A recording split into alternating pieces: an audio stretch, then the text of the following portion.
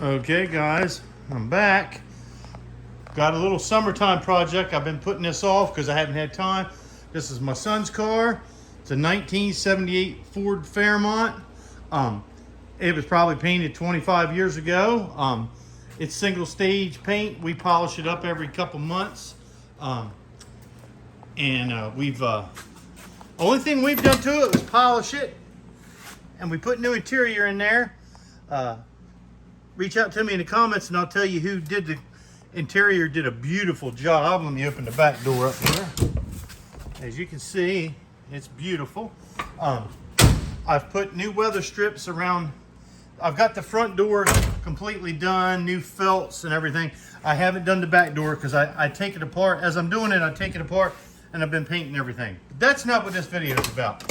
What I'm getting ready to do is put a set of headers and make dual exhaust for this. Okay, this is just a cheapy stainless steel eBay header. It actually looks like it's pretty decent quality. We're gonna find out how easy it goes on there, how well it fits. This is our test subject. This is a 200 cubic inch inline 6-cylinder. You can tell that part of it. This thing's rated at 85 horsepower. I just took it out on the highway and did a 0 to 60 test. Kind of crude. I know the speedometer is probably not exactly right. And I ran it up to 60 miles an hour with my stopwatch. Just for a before and after comparison. This thing was never intended to be any kind of powerhouse, and I'm not trying to turn it into one. But that block style manifold, or brick style, whatever you want to call it, log, I don't know what you want to call it, but it is not efficient at all. There's a little heat wrap on there just because that exhaust is really close to that alternator. But we're going to be putting that on there. Matter of fact, I'm going to start this thing up so you can hear what it sounds like now. Okay, what this car has now is just that single exhaust. It's probably 1 3/4 inch exhaust pipe and a glass pack. And it's a single outlet, and that's the kind of sound we got, which is what you would expect out of a 6-cylinder. I may set up a time lapse, I'm not really sure. The car is hot right now, but I'll come back to you after it cools off. All right, got the breather off, battery unhooked. I'm gonna have to drop this alternator. From what I understand, I'm gonna have to change the alternator bracket because the header comes out too far. So, but we'll cross that bridge when we get to it. It's been sitting an hour and a half or so. It's plenty. I mean, it's warm, but I can handle it. Okay, as you can see, I got the alternator out of the way. I soaked these bolts down a couple hours ago. So the first bolt,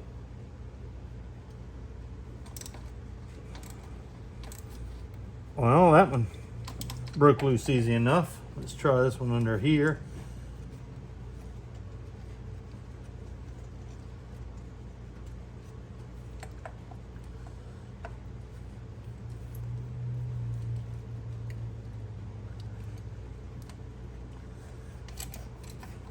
Well, I don't want to, I'm going to go ahead and say it. I'm probably going to jinx myself. That was incredibly easy. Uh-oh. Just what I said. Probably jinxed myself. Uh-oh.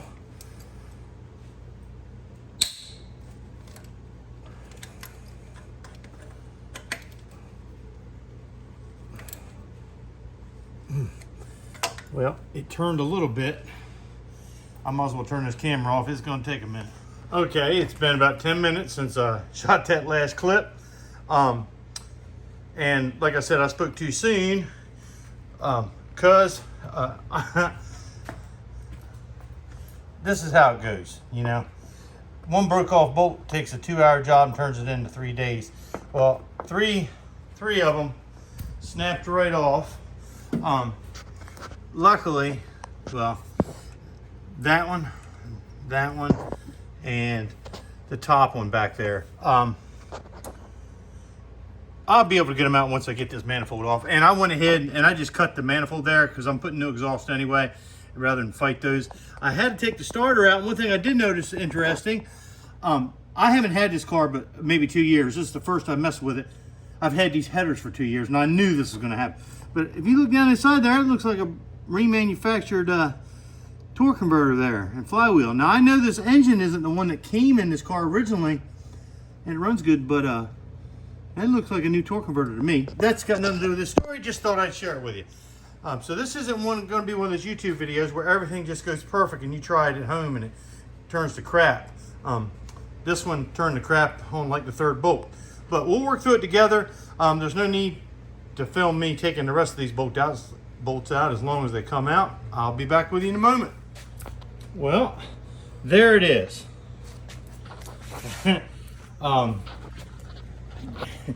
Not the most efficient thing, but very effective. Nice for packaging. It worked. Everything, and the beauty of it is 2 of the bolts that broke off were those long studs that were in the center, so I got plenty to work with as far as getting them out of there. I can soak them overnight a couple days, and then the short bolt, it still has plenty enough room to get on it with something. Everything else looks good, so I'm just going to soak them in some penetrating oil and see what happens. Well, this is the exhaust that we'll be replacing. Had a single glass pack, and as you can see, it had broken all the mounts. I had put extra hangers on it a bunch of times to keep it from rattling around. And you can imagine we're going to go from that little teeny tiny 1.5 inches, 1 3/4 up here to these headers. So and getting rid of that log style manifold, it should pick up a little bit.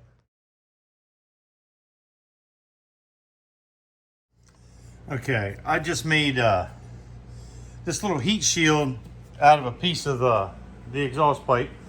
There's the 2 exhaust pipes that are going to the back. It's a piece of that, and I welded 2 little tabs on it.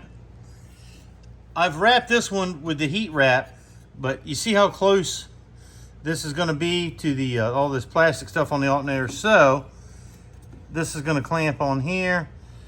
It's going to give a nice air gap in between there. So hopefully that'll keep it cool, but we'll find out soon enough. Okay, keeping up with the theme of being honest about the reality of stuff like this, I told you about the 3 bolts that rung off. Well, these were the long ones from the thick part of the manifold, and I've just cut them off, and I'm leaving them right in there because it really helps with setting the header up there, and that's no problem. But the one in the back, there was plenty, let me get this camera around here, there was plenty of thread sticking out, and it would not come off. I welded a nut to it. It was just seized in there no matter what. And I had soaked this thing for a couple days, and I drilled it and put an easy out in there, and it finally came loose, but it broke the ear of the head off. But luckily where it is, I think I'm going to be able to, there's enough there that I'm going to be able to repair it. So we'll figure out what I come up with when I get there. Okay, don't laugh. Here's what we've done with the corner, that ear that broke off. I don't know how well this is going to show up, or if you can understand what I'm talking about, but I put a stud in there. It broke the ear of the head off this, okay? But there was 3/4 of the hole still in the head, if that makes sense. Now, hang on, let me show you the piece that broke off. Okay, so there's the piece that broke off. If you can kind of understand what I'm talking about. The bulk of the hole was still in the head. So what I did was I went and got a hardened steel stud, and that stud came all the way up into here. Now, you can't tell it unless you had a picture of one of these cylinder heads, and I don't know, maybe you can wind the tape back or whatever. There's a great big trough in there. So there was actually still enough threads left in the head that I could screw that stud all the way in, and it went in way farther than the bolt did. So then I filled, and I cleaned and ground and everything that cast iron, because I can't weld it up because it won't stick, not with what I got here at the house.